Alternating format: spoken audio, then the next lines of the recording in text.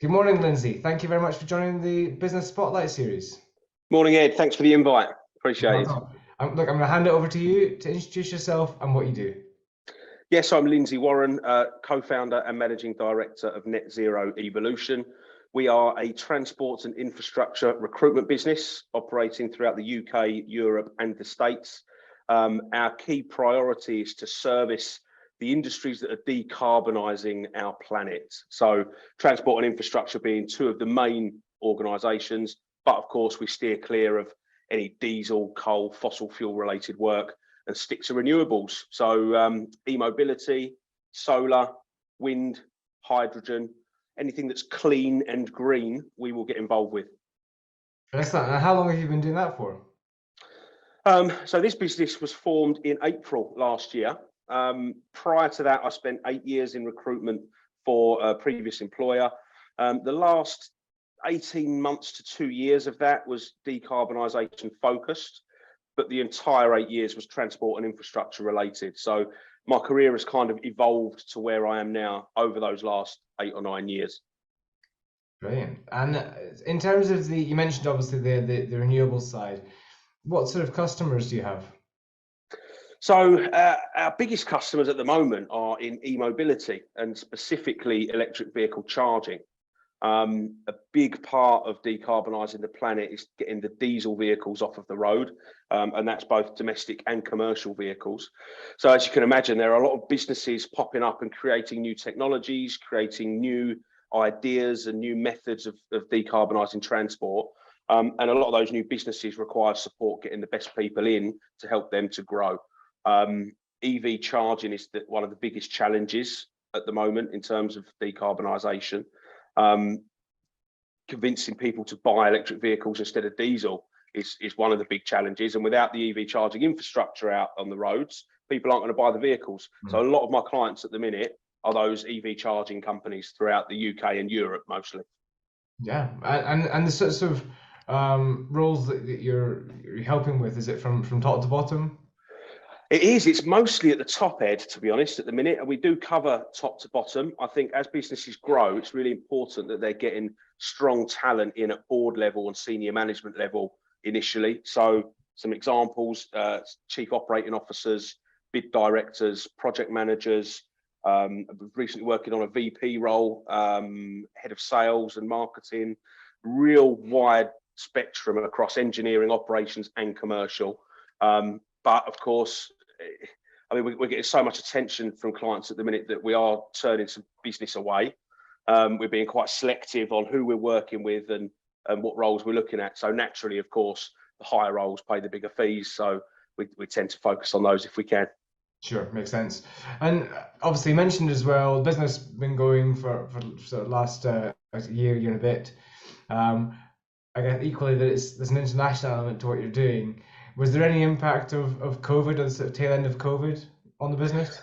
No, not for us. I think the culture in a lot of these e-mobility and EV charging businesses, they already had the post-COVID culture that has been sort of pushed onto a lot of businesses now. It was all fully remote anyway. One of my key clients based in Berlin actually have 34 different nationalities and languages within their business. So they work all over the world in front of their computer getting things done. It's quite a tech savvy sector. Very, very little impact of COVID. And ultimately, look, we're talking about saving the planet. We still need to do that even if there's a pandemic, because it's no good coming out of a pandemic and not reducing the temperature of the globe by 1.5 degrees, because we're all going to die anyway, if we're honest. So it didn't have a great impact, Ed, to be honest.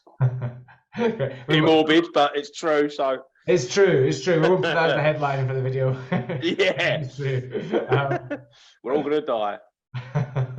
So, assuming that we don't all die and things are going to go well, what Yeah. for the business in the next 5 years? So look, I think we're on a really good trajectory at the minute. We're working with some really good clients, exclusive contracts that we're looking at. We're now getting to a position where we can really start to grow the business. I am very, very passionate about maintaining the way I personally work with clients throughout the business. There's a lot of recruitment companies. If you get the good recruiter, you have a good experience. And sometimes if you get someone else you don't have a great experience. So for the next 5 years, I'm looking to bring in consultants into the business that can support clients and candidates in the same way that I would, with their own personal spin, of course, but so that the customer experience that everybody gets at Net Zero Evolution is the same, regardless of who it is. And I think the reason that we've waited a little while to start onboarding people is because the success is beginning to come a little bit quicker now.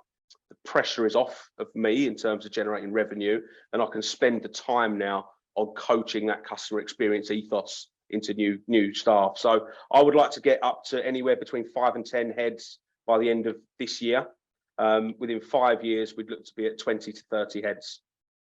Fantastic. Some serious growth there. That's great. Yeah. And yeah, I completely agree about the importance of a consistent customer experience. Really important. So yeah, totally. Yeah, good message for other business owners too. And then on the other side of it, what would you say are the challenges for the industry? Challenges for the industry is good talent and finding those transferable skills, because it's very, very difficult for a senior leadership team to put their trust into somebody who doesn't know the e-mobility or wind or solar sector. But they're going to have to start doing that and start analysing the hires in a much more outside of the box way, looking at skills and values and different examples of how people can come into the business to make improvements. The problem we've got with EV charging and e-mobility is that it's a new sector. So where are these people at the minute and where have they come from? And let's not keep trying to go in a merry-go-round and take experienced candidates from one place to another. We need to bring in other people from other sectors. But the longer term view of that for the industry, if we're going to decarbonise by 2050, actually we need to look at schools and we need to look at apprenticeships, STEM activities, and actually getting people into these sectors, because it is tough finding people with that exact experience. Yeah, I guess that's probably a common thing with different parts of recruitment, but especially so when it's a brand new sector. Well, not brand new, but yeah, sector. Yeah, and particularly when there's engineering involved, because if you look at a commercial role, if you're excellent with numbers, it's very easy to be excellent with numbers in any kind of business. I think when you're in an engineering focused business, it's very difficult to just take someone from one area to another and expect them to be qualified to sign off a certain connection, an 11 kV substation renewal, for example, to power some DC rapid chargers. You can't just take anybody. What you can do is look at similar sectors that require less training than others might, to try and get someone in at a lower cost. But yeah, that's the biggest challenge, the people. And you know, on a slightly different topic, but you sound like somebody obviously who reflects quite a lot and thinks about things. What would you say has been your biggest learning as a business owner? I think to try and live in the present to an extent.